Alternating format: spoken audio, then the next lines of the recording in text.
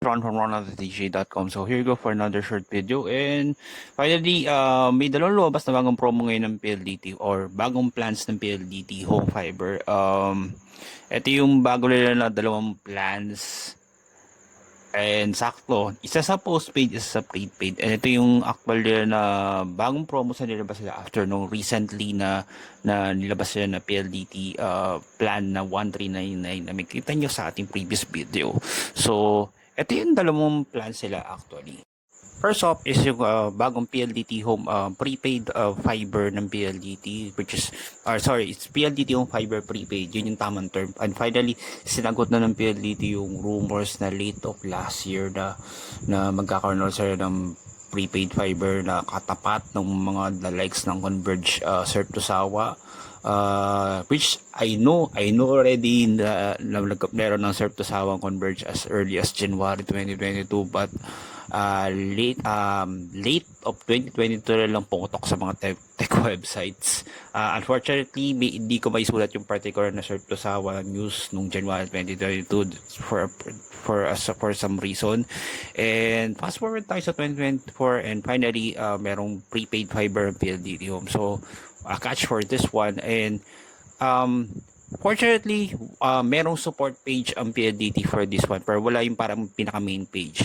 So babasahin natin yung, or sabihin yung nakita ko dito sa website nila is 35 Mbps itong fiber prepaid. Merong 299 na minimum load for 7 days of unlimited internet. Merong 15 days for 599, and yung gusto magbayad ng for 30 days, it will be for 999 pesos, which is mahal siya ng 300 pesos kumpara sa Surf to Sawa ng Surf to Sawa na under ng Converge. As they complained it, or sabi as it nakalagay dito sa website na itong prepaid fiber ng PLDT Home is available nationwide. And para mag-top up ka for this particular service is kailangan mong gumawa ng My Home account. My Home account is under ng website ng PLDT Home, which is same ng ginagawa din. Doon bumabagsak yung bill sa mga naka-postpaid na PLDT Home Fiber on this one. So may payment options through credit card or debit card. And ang good to know, para sa mga sanay na sa Maya or GCash, pwede magbayad through the QR code. And syempre dahil ito isang fiber prepaid, wala itong cap. So unlimited data, one to sawa ka dyan. Ang maganda dito, unlike sa Surf to Sawa, as in wala akong nakikitang information about that, na pwede mong i-top up yung by multiple loads, but it will only extend the validity of your account. Tapos kailangan na bumili ka ng load every 60 days, which is the same thing sa Surf to Sawa, para maging active yung PLDT Home Fiber prepaid. Tapos sa mga mahiling mag-top up, pwede kang mag-top up as much as you want. Lalo siguro kung gusto mo lang mag-top up and leave it for siguro for how many months or this one. Tapos syempre kung hindi mo na i-top up yung service na yung PLDT Fiber prepaid is syempre madi-disconnect. Pero ang napansin ko dito is walang binanggit sa website ng PLDT support page kung pwede mo siyang kung merong reconnection, kung meron siyang reactivation fee. Kasi meron akong alam na isang competitor din na pag hindi mo siya na-reload for that particular account is pwede may babayaran ka na reactivation fee. So good to know for PLDT na meron silang PLDT Home Fiber prepaid. And itong next na offer nila is this.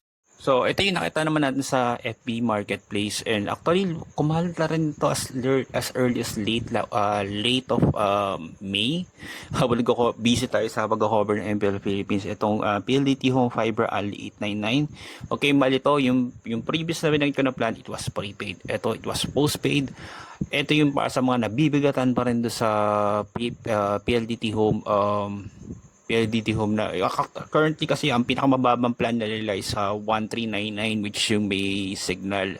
Meron siyang 50 Mbps tas may signal. Sa mga nahihirapan pa rin, nabibigyan tayo sa 500 pesos na difference, this for you. This one is fiber only 899 up to 35 Mbps. Same din siya doon sa fiber prepaid. Pero syempre siguro may advantage kasi dahil postpaid ito, mas mura ito ng 100 pesos per month. Unlike do sa prepaid, dahil ito yung nasa postpaid model, like lahat ng all across ng PLDT fiber only plans is meron siyang 36-month lock-in period. So this one, and ganun pa rin naman, meron siya minimum speeds of 10.5 Mbps and average speeds of 28 Mbps. And yun, ang di lang natin sure on this one kung how much yung installation fee. Unlike do sa previous plan na nabanggit ko, meron siyang 1,599 or something on this one.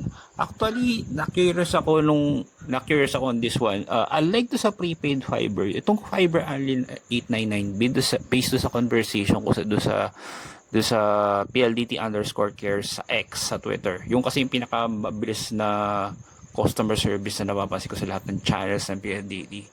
Nag-try ako mag-inquire na ito. And as of June 10 or June 11 ako nag-inquire sa kanila through DM. Sinasabi nila yung unang sagot nung sa technical or sa sales, sabi nila na hindi raw available.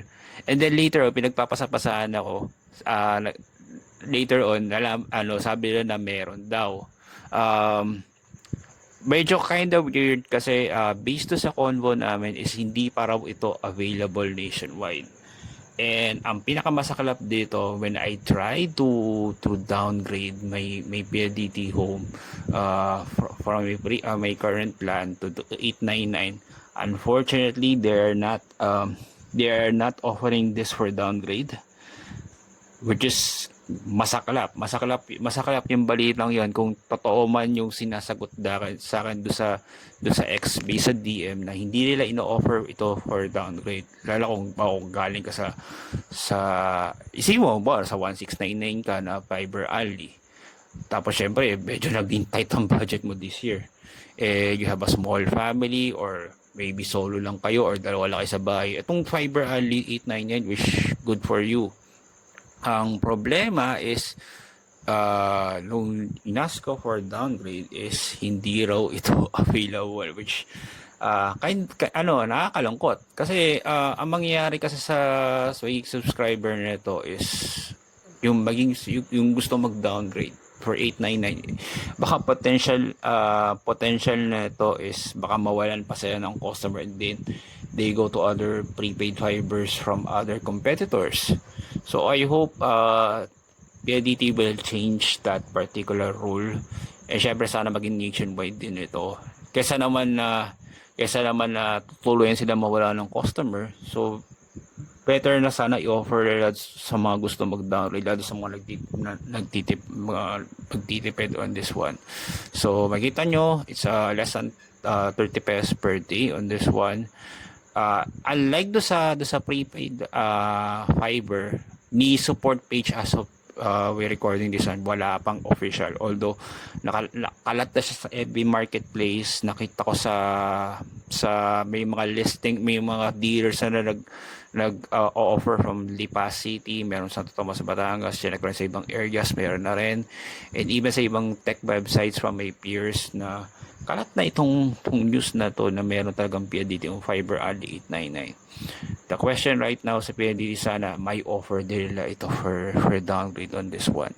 So I hope you enjoy on this one, this video. Thank you very much for watching, and yung ibang mga katanungan na hindi ko nasagot sa video na to, better to ask it on PLDT sales channels like yung pinirecommend ako sa @PLDT_cares. And I hope you like this video. Follow social media sa description below and please click the subscribe button. This run from RonTonDJ.com. Thank you very much for watching.